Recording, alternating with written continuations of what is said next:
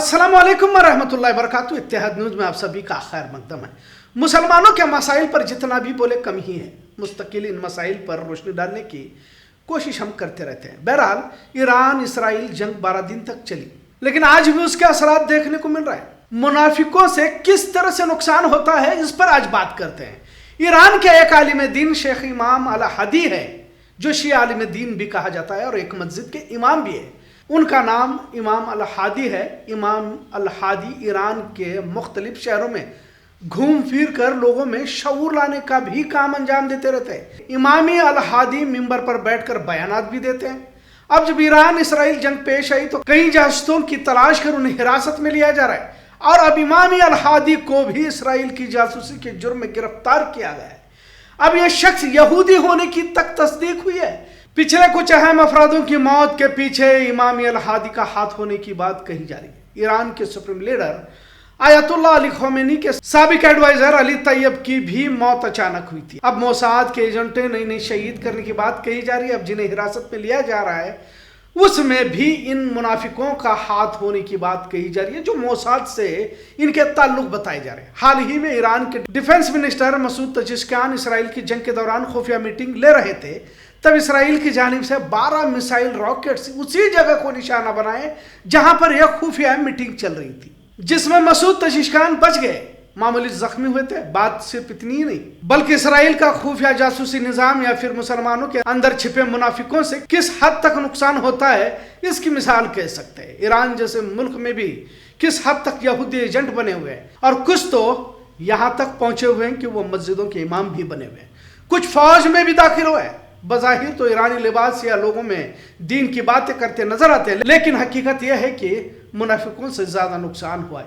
Iran को अब तक जितना नुकसान इसराइल से हुआ है उससे ज्यादा अंदर छिपे मुनाफिकों से हुआ है। बहरहाल अब तक 70 जासूसों को फांसी दी गई है। बहरहाल इससे एक अंदाजा लगाया जा सकता है कि मुसलमान किस तरह मुनाफिकों से घिरे हुए, और यह बात दौर नबी से साबित है।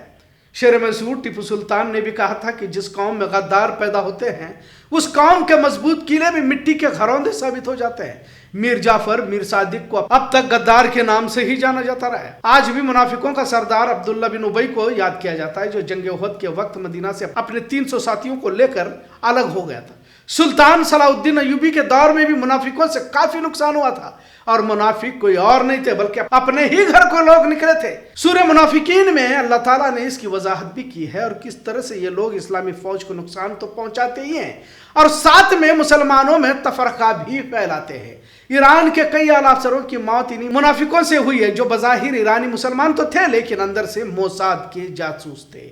इस्लामी तारीख में मुनाफिकों का खास जिक्र है और इन्हीं की वजह से इस्लामी हुकूमतों का ज़वाल हुआ है। क्रूसेडरों और मंगोलों का साथ इन्हीं मुनाफिकों ने दिया था। आपको यह भी याद होगा कि मुनाफिक नमाजों में पहली सफ में आकर खड़े हो जाते हैं और हजरत अली, हजरत उस्मान और हजरत उमर रज़ियल्लाहु अन्हु पर हमला करके इन्हें भी शहीद किया जाता है। अगर तारीख के औराक पलट कर देखते हैं तो अपनों से ही ज़्यादा हमें नुकसान हुआ है। मुनाफिक खुले दुश्मन से भी खतरनाक होते हैं।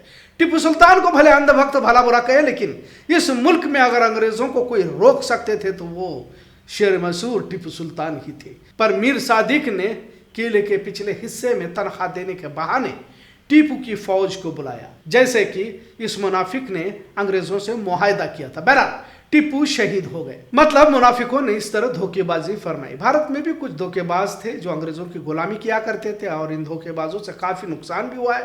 कहीं तो जंग आज़ादी में लड़ने वाले मुजाहिद थे, उन्हें फांसी तक पहुंचाने में यही ये धोखेबाज अपना काम कर गए। बहुत सारा नुकसान देश का भी हुआ, पर अफसोस के कुछ इन्हीं में से आज इख्तिदार में बैठे हुए। सद्दाम हुसैन भी एक मुस्लिम बादशाह के तौर पर उभर रहा था और अमेरिका के लिए भी एक चैलेंज बन रहा था। अमेरिका ने ऑपरेशन रेड डॉन के नाम से ऑपरेशन चलाया, जिसमें उन्होंने जो भी सद्दाम हुसैन की मालूमात देगा उसे 200 करोड़ से भी ज्यादा का इनाम देने का ऐलान किया था। सद्दाम हुसैन अपने वफादारों के साथ अद्दौर के पास जमीन के नीचे छिपे हुए थे। लालच में आकर खुद इन्हें जिन्होंने पनाह दी थी वही लोग CIA के दफ्तर पहुंचकर मालूमात दी, जिसके नाम मोहम्मद इब्राहिम उमर अल मुस्लिम ने सद्दाम को पकड़वाया और 200 करोड़ से ज्यादा की रकम अमेरिका की एजेंसी से हासिल की। बहरहाल अमेरिकियों ने इस मुनाफिकत के लिए और भी ज्यादा रकम देने की बात बताई जा रही है। सद्दाम को पकड़ने के बाद सद्दाम के 2 बेटे उदय हुसैन और कुसै हुसैन को भी पकड़वाया गया, क्योंकि ये अलग जगह पर रहते थे।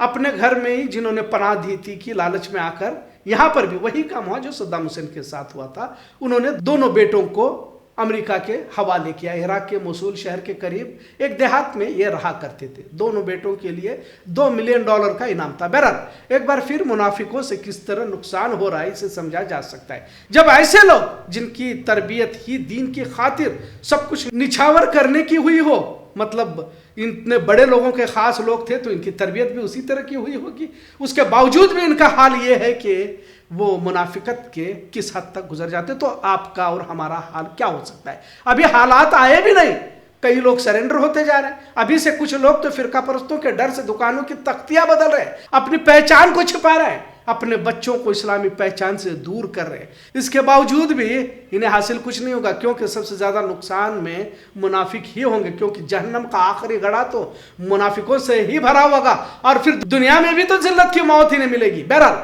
आज की तारीख में मुनाफिकत की आंधी अगर कहा जाए तो गलत न होगा, और इन सब के पीछे दुनिया की मोहब्बत ही कह सकते हैं। अपने आल औलाद बीवी बच्चे, इनकी मोहब्बत में इंसान ज़मीर ईमान का भी सौदा कर देता है, और उसकी जिंदी मिसाल देखने को मिल भी रही है। अगर भारत की भी बात कही जाए तो यहाँ भी हालात सख्त आने वाले हैं। हमें दीन, अल्लाह, रसूल, आखिरत से ज्यादा दुनिया की मोहब्बत ने हमें निगल लिया है। बज़ाहिर सब कुछ ठीक तो लग रहा है, पर कुछ ठीक नहीं है। जब ईरान जैसे मजहबी मुल्क की हालत यह है तो हमारी कैफियत का महज अंदाजा ही लगाया जा सकता है। वक्त से पहले अपने ज़मीर, अपने ईमान को टटोलने की कोशिश करें। अगर वाकई हमने अपने रब पर भरोसा किया है तो हमें जरूर आजमाया जाएगा, क्योंकि आजमाइश के बगैर कामयाबी मुमकिन नहीं है। आप घरों में बैठकर, एसी में बैठकर अगर दीन का काम कर रहे, दीन की दावत दे रहे हैं, इस मुगालबे में न रहे। महज कुछ रस्मी इबादतों से हम बच नहीं निकलेंगे, यह ख्याल झूठा है, क्योंकि जन्नत किसी गार्डन का नाम नहीं है जहाँ हर कोई घूम फिर कर मजे ले रहा हो। हमेशा की लामहदूद जिंदगी की कामयाबी सिर्फ दीन की खातिर कुर्बानी देने में है। अरे कुर्बानी भी सभी को मैसर नहीं होती, बहुत कम लोग होंगे जो अपने मौकूफ को हासिल करेंगे। लिहाजा मुनाफिकत ने अब तक हमें सबसे ज़्यादा नुकसान पहुंचा, इतना ज़रूर। आज का मौजू मुनाफिकत पर था, और ये आज का मौजू आपको कैसा लगा इस पर ज़रूर कमेंट करें। इत्तेहाद देखने के लिए शुक्रिया। अल्लाह हाफिज़।